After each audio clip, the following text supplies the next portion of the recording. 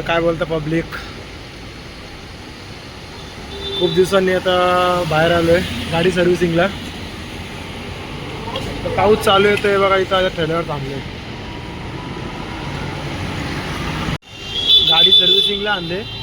Traffic खूप आहे इथं, तर नॉईज पॉल्युशन असेल त्यामुळे तुम्ही इग्नोर करा. गाडी सर्व्हिसिंगला टाकली आणि मी एकटा इकडे हिंडतोय. आता काय करायला काय नाही, हेडफोन पण नाही आणलेत गाणे ऐकायला. बघू आता 1-2 घंटे फुल टाईमपास करायला लागेल. बोर तर व्हायचाच आहे आता.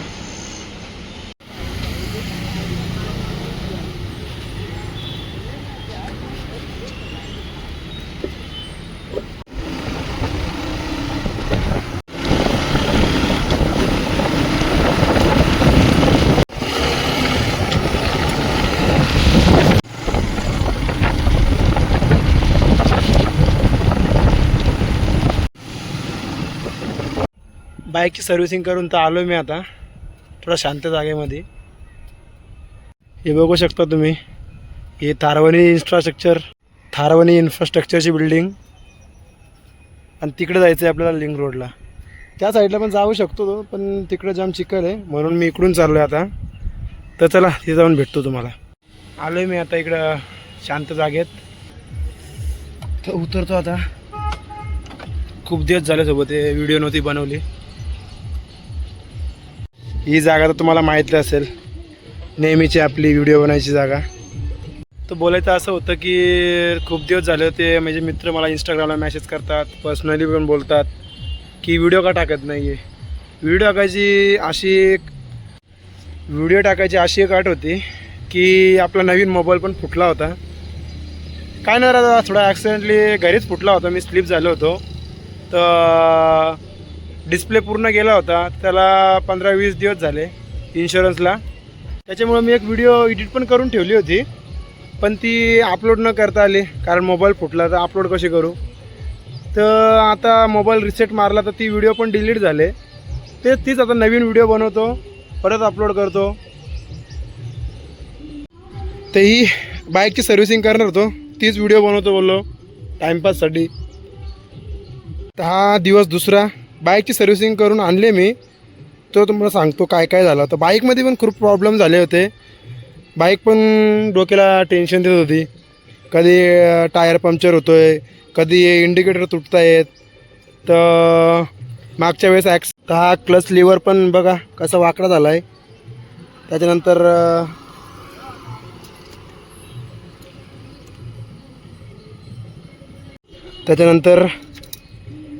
बाईकचा जो डिस्प्ले हा पूर्ण गेला होता. तर फक्त इथं ऑरेंज लाईट येत होती, न कुठं मीटरमध्ये काहीच दिसत नव्हता.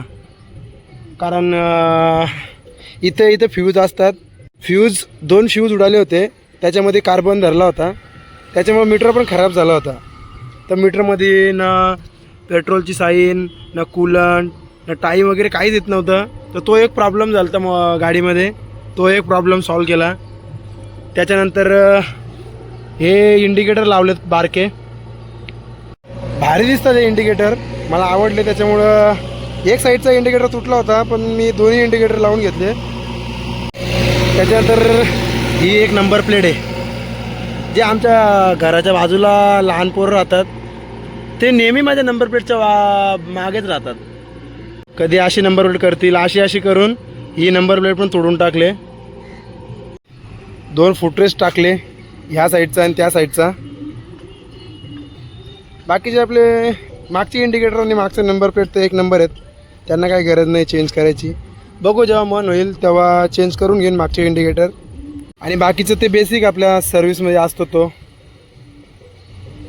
चेन लूप करून घेतली. एअर फिल्टर पण खराब झाला होता, एअर फिल्टर चेंज केला. आणि कूलंट पण चेंज करून घेतला, कारण 3 महिने झाले होते कूलंट नव्हता टाकला मी. त्याच्यामुळं कूलंट पण टाकून घेतला. आता 2-3 महिने टेन्शन नाही कूलंटसाठी. बस बाईक आपली आता एकदम परफेक्ट आहे. आणि त्याचं एक अजून काम आहे, चेन सेट टाकायचं आहे. त्याच्यात चेन सेट जाम आवाज करतो आहे, तरी त्यांनी चेनची जरा सेटिंग करून दिले मला. हे जे आटे आहेत ना याच्यात, ते 2-3 आटे त्यांनी मला कमी करून दिलेत. थोडी करकर आवाज येते, पण तो बोलला की 1-2 महिने चालेल, त्याला बोललो नेक्स्ट मंथ चेंज करून घेऊ, नेक्स्ट मंथ चालेल अशी दे सेट करून. तर त्याने दिले सेट करून मला. तर आत्ता सध्या गणेश चतुर्थी चालू आहे. तर माझ्याकडून व माझ्या पूर्ण फॅमिलीकडून तुम्हाला गणेश चतुर्थीच्या हार्दिक शुभेच्छा. ते बघा तिकडं तुम्हाला हे गाड्या दिसत असतील, हे सगळे इकडे गुरवली पुलावर गणपती विसर्जनासाठी आलेत. आज 1.5 दिवसाचा गणपतीचा विसर्जन आहे. तर जिथे जिथे 1.5 दिवसाचा गणपतीचा विसर्जन असेल, समोर तुम्ही बघितलं आता की 1.5 दिवसाचे विसर्जन करायला आलेत. घरचे म्हणतात ही बाईक विकून टाक विकून टाक, पण इच्छा होत नाही. आता या बाईकसोबत एवढं प्रेम झालं आहे ना, तर ही बाईक विकणार तर नाही, मी ठेवणार आहे माझ्याकडं.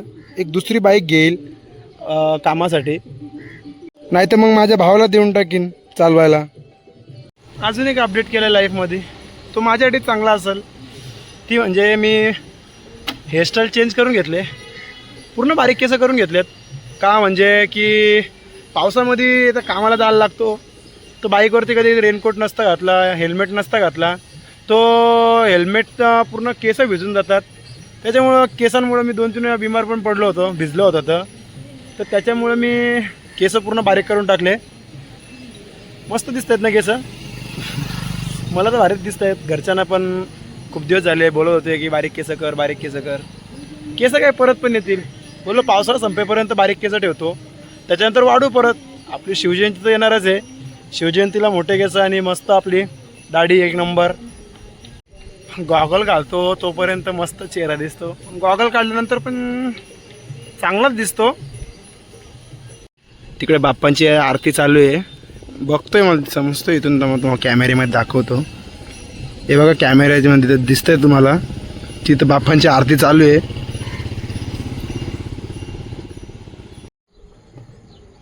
असं वाटतंय की मस्त एकटा शांत कुठंतरी जावं, 2-3 दिवस फिरून यावं. चला आता मी चाललो आहे गणपती मंदिरला.